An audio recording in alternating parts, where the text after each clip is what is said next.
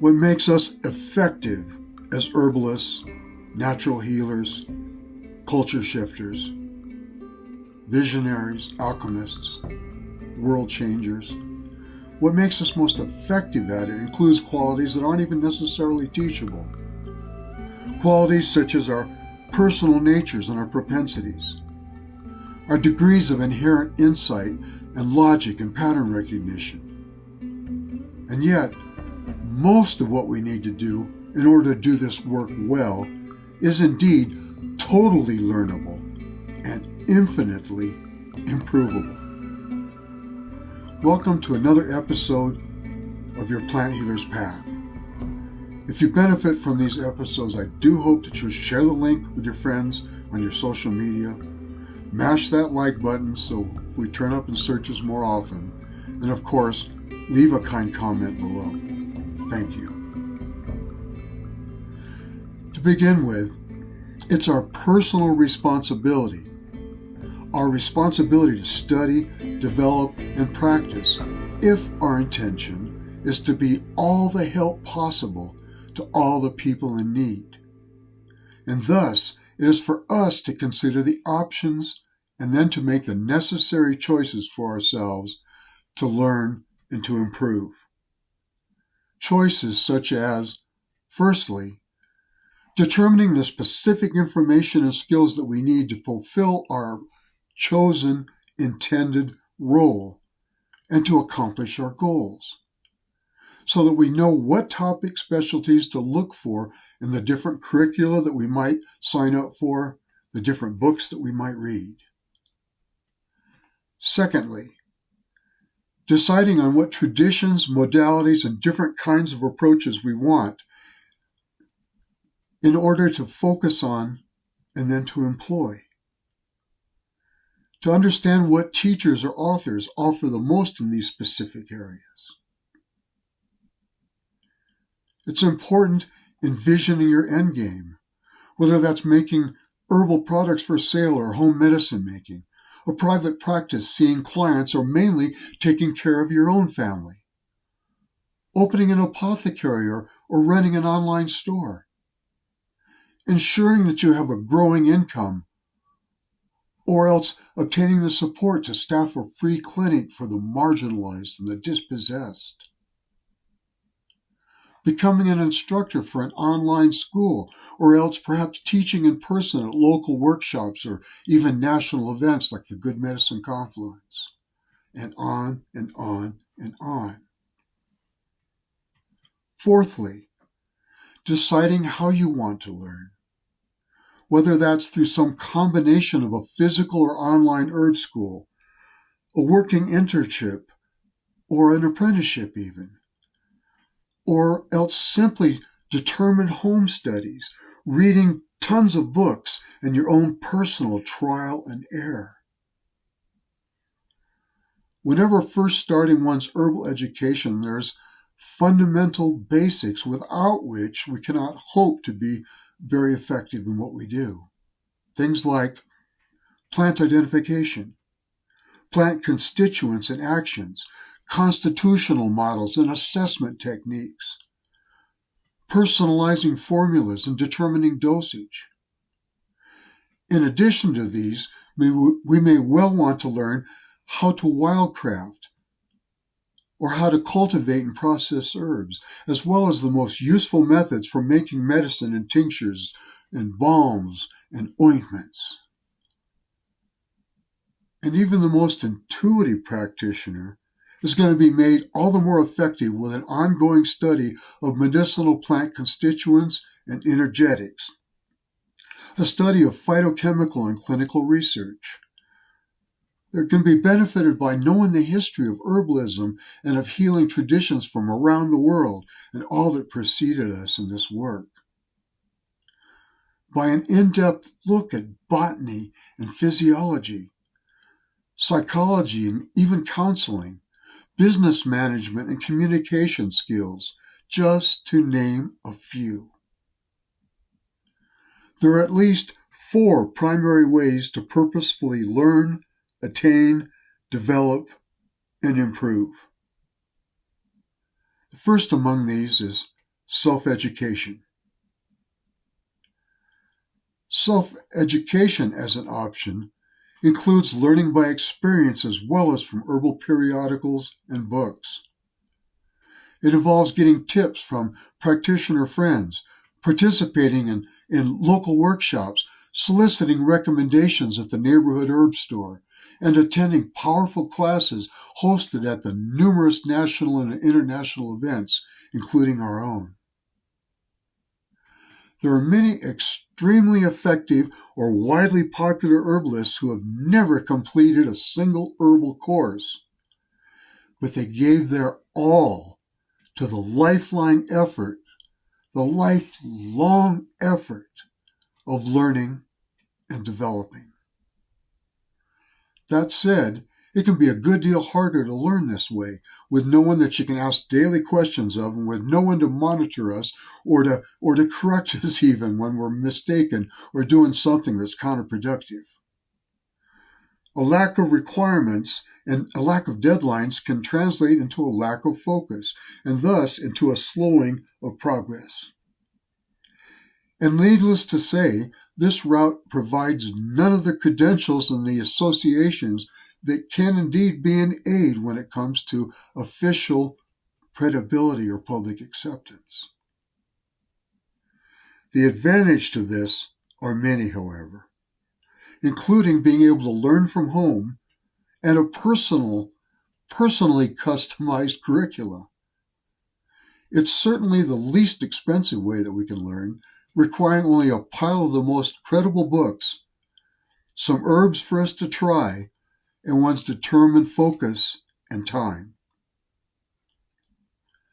Now, just a few suggestions for those of you self-educating.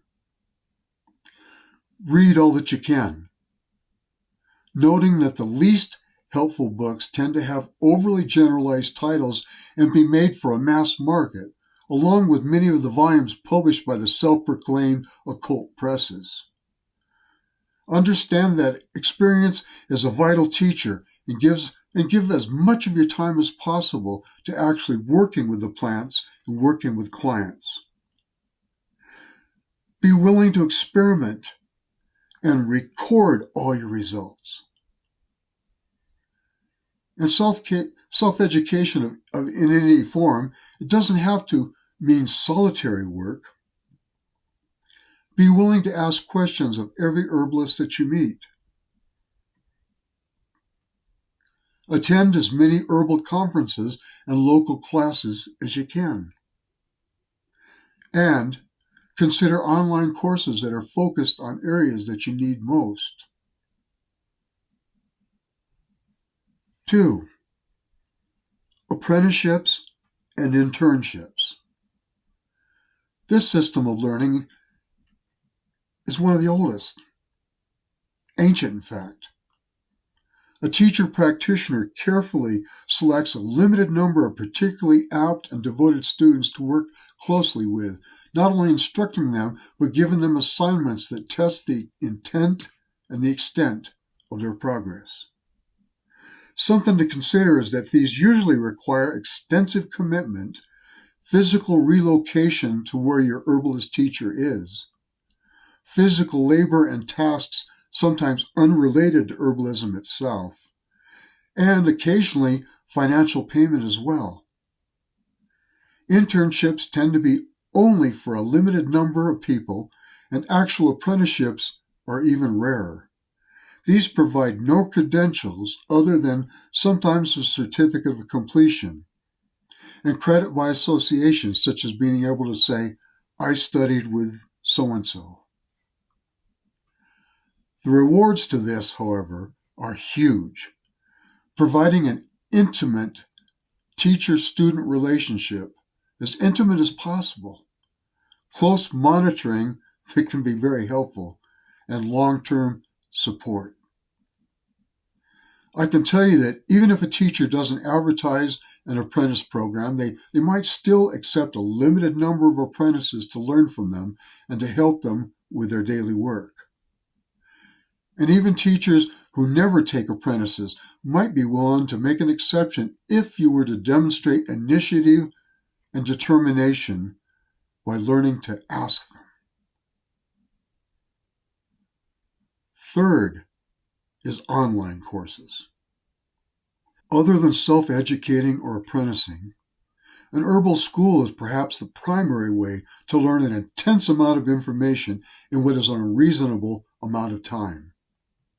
This form of distance learning is perfect for folks who don't live near an instructor and yet have access to a computer in order to take advantage of a home study course's digital, audio, or video components. Some schools even include online conferencing. The drawback to online learning is that you're going to have less student and teacher interaction than what you'd get if you were attending personally. And thus, you're going to get potentially less oversight and feedback. Its advantage is you're having an instructor when studying in the comfort and privacy of your own home. In some cases, accreditation or credibility can result in increased income potential. It pretty much guarantees a cohesive, coherent curricula. With the development and implementation of new techniques and platforms, some online education can be nearly as personal and interactive as learning at a physical school is. And in some cases, they're even more comprehensive or comprehensible. Teacher personalities and styles are therefore just as important in the digital realm as they are in the physical. Read the teachers' books and their blog posts, and talk to some of their previous students at least, in order to get an assessment and help make your decision. Some school locations aren't an issue. There are many more programs available for you to research, investigate, and closely compare before you make your big decision. Compare the offerings closely. Fourth, attending a school in person. Besides apprenticing, the best way to get a maximum amount of personal instruction is, of course, to physically, bodily attend a school. Sometimes this can mean commuting to classes in your area. Other times, it may mean living right at a school or else near the school site, wherever it's located, and it might require that you relocate for a period of months or even years. The drawbacks are requiring time off from a regular job in order for you to attend. That there are greater costs in tuition, transportation, and usually housing as well. At the same time, physical schools can provide teacher-student interaction, the ability to ask questions in person and get answers in a more timely manner. It can result in the monitoring of your progress, a large number of hours dedicated to your lessons, the support and camaraderie of fellow students sitting next to you in class. In some cases, it can mean accreditation or credibility, resulting in increased income potential, a cohesive, coherent curricula. You'll need to decide first if your life and obligations require that you choose a school within driving distance of your home, or else if it's actually possible for you to move for a time to some favored but distant school that you want to attend very badly. Don't get stuck imagining that school campuses are all of a certain kind. Some programs are taught on regular university campuses. Others are based in rural areas on either herb farms or even in plant sanctuaries. Not all schools are geared for any kind of official accreditation, and yet a majority give graduates an extensive program, some kind of certificate of completion, of having finished, of having proven yourself. Just to have studied with a well-respected herbalist at a well-respected school can bolster your credibility and your reputation, as well as equip you with much of the information and the skills that you're going to need to be effective when assisting the healing of yourself and others. In all cases, you'll want an education that's in-depth and not superficial.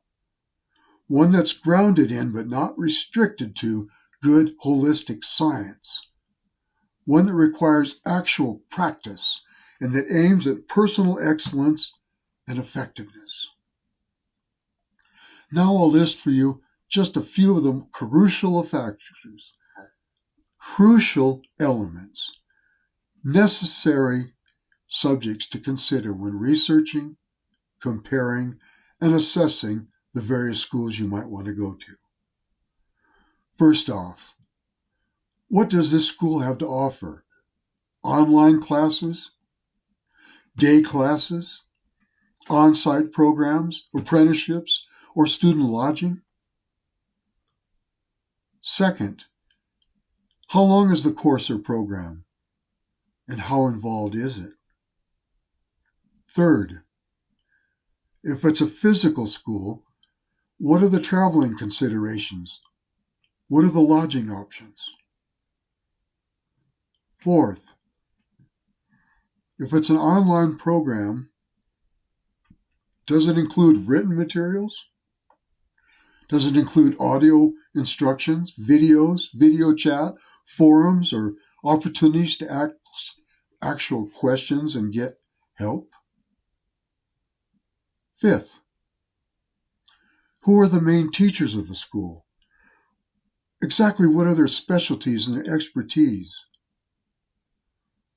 What is their apparent personality, constitution, perspective, and style of teaching? And how do you think you'd relate and respond to it? Are they traditionalists or innovators? How much knowledge and years of experience can they call upon? What reputation do they have in the herbal community, and what do their former students say about what it's like studying with them? Sixth, for most of the instructions done, are these by primary teachers, or are you being instructed by assistants and guest instructors? Seventh, what herbal tradition or traditions, methodologies, modalities, or perspectives are being taught? Chinese, Ayurvedic, naturopathic, clinical, eclectic, folk? Is there a perceivable angle or a bias to the curricula? Eighth, what specific curricula, information, and skills are being taught there? And do they cover what you think you most need and are most excited to learn? Ninth, what's the primary level of teaching? Is it beginner, intermediate, advanced, or a progression that includes all three? 10th, what are the components of their programs?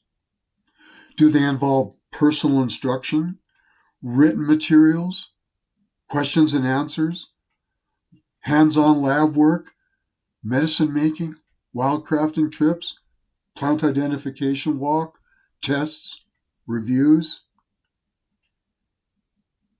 11th, what's their equipment, and what's the experience, and what's the time? What are the actual commitments required of its students? What's the cost? Does the cost need to be paid all at once? 12th, if it matters to you, what certification or credits are going to come with completion of a particular program? 13th, will the main instructors be available to offer guidance, and at what points during the courses if so? How about after the course is complete? Can you still reach out to them? Now, no single factor should make all the difference in your ultimate selection. If it's an actual school that you want, it's best if you carefully weigh all the possibilities in their various programs, noticing how well each feels to you as well as how practicable they seem. Whether your path to herbal education involves schools or online courses, apprenticing or self-motivated learning at home, It's going to beckon for an unending journey in which you never stop wondering, never stop learning and experiencing and compiling and exploring and evaluating and applying and enjoy. Venture